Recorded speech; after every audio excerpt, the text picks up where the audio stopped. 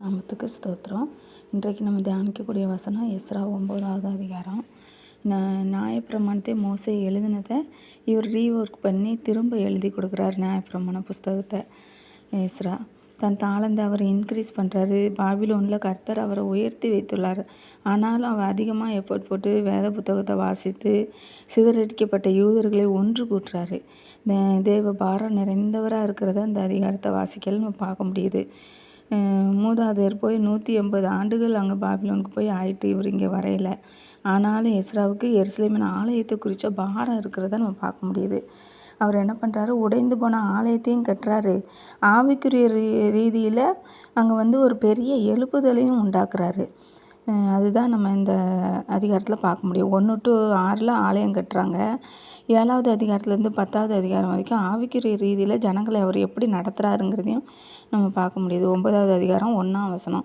இவைகளை செய்து முடித்த பின் பிரபுக்கள் என்னிடத்தில் சேர்ந்து இஸ்ரேல் ஜனங்களும் ஆசாரியரும் லேவியரும் ஆகிய இவர்கள் கானானியர், ஏத்தியர், பெரிசியர், எபூசியர், அம்மோனியர், மோவாபியர், எகிப்தியர், இந்த தேசங்களின் ஜனங்களுக்கும் அவர்களுடைய அருவருப்புகளும் விலகி இருக்கவில்லை.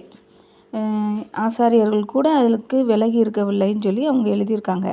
இஸ்ரேல் ஜனங்கள், ஆசாரியர்கள், லேவியர்கள், பிரபுக்கள் எல்லாருமே இந்த அந்நிய ஜாதிகளோட அவங்க கலந்துருக்காங்க. அவர்களுடைய அருவருப்புகளுக்கு விலகி இருக்கவில்லை. பாவத்தில் விழுந்தவன் நம்ம பாவத்தை நம்ம மறைக்கிறவன் வாழ்வடைய மாட்டான், அதை அறிக்கை செய்து விட்டு விடுறணும், இரக்கம் பெறுவான்னு சொல்லி ரட்சிக்கப்படுவான்னு சொல்லி ஏசப்பா சொல்லியிருக்காங்க.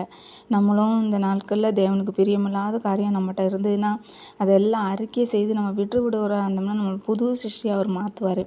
2வது வசனத்தில் எப்படி என்றால் அவர்களுடைய குமாரத்திகளை தங்கள் குமாரருக்கும் தங்கள் குமாரருக்கு அவங்க குமாரத்திகளையும் அவங்க எடுக்கிறாங்க. இப்படியே பரிசுத்த வித்து தேசங்களின் ஜனங்களோட கலந்து போயிட்டு பிரபுக்களின் கையும் அதிகாரிகளின் கையும் கூட இந்த குற்றத்துக்கு முந்தினதாக இருக்கிறதுன்னு சொல்லி அவர் சொல்கிறாரு. அவ்வளோ பாரத்தோட ஆசாரியருக்கு கூட அங்கே இன்டர் மேரேஜ் பண்ணியிருக்காங்கங்கிறத இந்த வேதத்தில் எழுதியிருக்கு 1வது வசனத்தில்.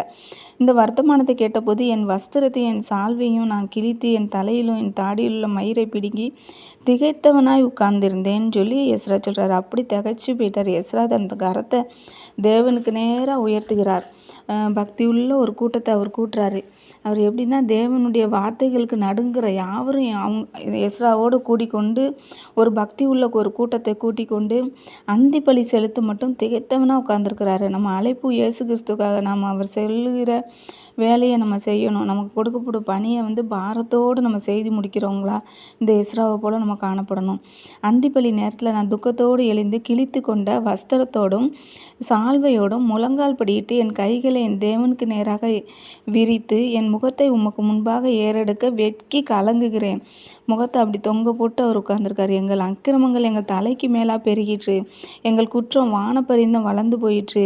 இப்போதும் எங்கள் தேவனாகிய கர்த்தர் எங்களில் தப்பின சிலரை மீதியாக வைக்கவும் தம்முடைய பரிசுத்த ஸ்தலத்தில் எங்களுக்கு ஒரு குச்சியை கொடுக்கவும் இப்படியே எங்கள் தேவன் எங்கள் கண்களை பிரகாசிப்பித்து எங்கள் அடிமைத்தனத்தில் எங்களுக்கும் கொஞ்சம் உயிர் கொடுக்கவும் அவராலே கொஞ்ச நேரமாவது கிருபை கிடைத்தது. அப்படியா அவர் தேவனை நோக்கி விண்ணப்பம் பண்ணுறாரு. நாங்கள் அடிமைகளாக இருந்தோம், ஆனாலும் எங்கள் அடிமைத்தனத்தில் எங்கள் தேவன் எங்களை கைவிடாமல் எங்களுக்கு உயிர் கொடுக்கவும் நாங்கள் எங்கள் தேவனுடைய ஆலயத்தை எடுப்பித்து பாழாய் போன அதை புதுப்பிக்கும்படிக்கும் எங்களுக்கு யூதரிலும் எருசலேமிலும் ஒரு வேலியை கட்டளையிடும்படிக்கு பெர்சியா ராஜாக்கள் சமூகத்தில் எங்களுக்கு தயவு கிடைக்க பண்ணினேர். இப்பொழுதும் எங்கள் தேவனே, நாங்கள் இனி என்ன சொல்லுவோம்? தேவரீர் உமது ஊழியக்காரராகிய தீர்க்கதரிசிகளை கொண்டு கற்பித்த உமது கற்பனைகளை நாங்கள் விட்டோம். நாங்கள் உட்பிரவேசிக்கும் தேசமானது ஜனங்களின் அசிங்கங்கள்னாலும் அருவறுப்புங்கனாலும் அசுத்தங்களாலும் தீட்டுப்பட்டதாக இருக்குது. நீங்கள் உங்கள் குமாரத்திகளை அவர்கள் குமாரருக்கு கொடாமலும் அவர்கள் குமாரத்தை உங்கள் குமாரருக்கு கொல்லாமலும் அவர்களுடைய சமாதானத்தையும் நன்மையையும் ஒரு காலம் நாடாமலும் இருப்பீர்களாக என்றீரே. தேவன் அறியாத அவர்கள் உதவி நமக்கு தேவையே இல்லை. எப்போதுமே திரும்ப திரும்ப இயேசு கிறிஸ்து நம்மகிட்ட சொல்கிறாரு, உங்கள் குமாரத்தை அவங்க குமாரருக்கு கொடுக்காதீங்க, உங்கள் குமாரருக்கு அவங்க குமாரத்தை எடுக்காதீங்கன்னு திரும்ப திரும்ப இயேசுப்பா நம்மகிட்ட பேசிக்கொண்டே தான் இருக்கார். ஒரு 4-5 அதிகாரத்துக்கு ஒருக்க இப்பொழுது எங்கள் தேவனே, பொல்லாத செய்கையினாலும் பெரிய குற்றத்தினாலும் இவைகளெல்லாம் எங்கள் மேல் வந்தும் தேவரீர் எங்கள் அக்கிரமங்களுக்கு தக்க ஆக்கினியை எங்களுக்கு இடாமல் எங்களை இப்படி தப்ப விட்டிருக்கையில் நாங்கள் உமது கற்பனைகளை வீணாக்கவும் அருவருப்புக்குள்ள ஜனங்களோடு சம்பந்தம் கலக்கவும் கூடுமோ?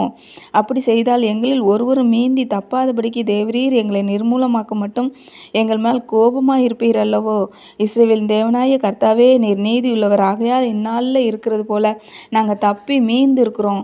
இதோ நாங்கள் உமக்கு முன்பாக குற்றத்துக்குள்ளானவர்கள். இது நிமித்தம் நாங்கள் உமக்கு முன்பாக நிற்கத்தக்கவர்கள் அல்ல என்று பிரார்த்திக்கிறார். இப்படியா ஒரு பிரார்த்தித்தேன்னு சொல்கிறாரு.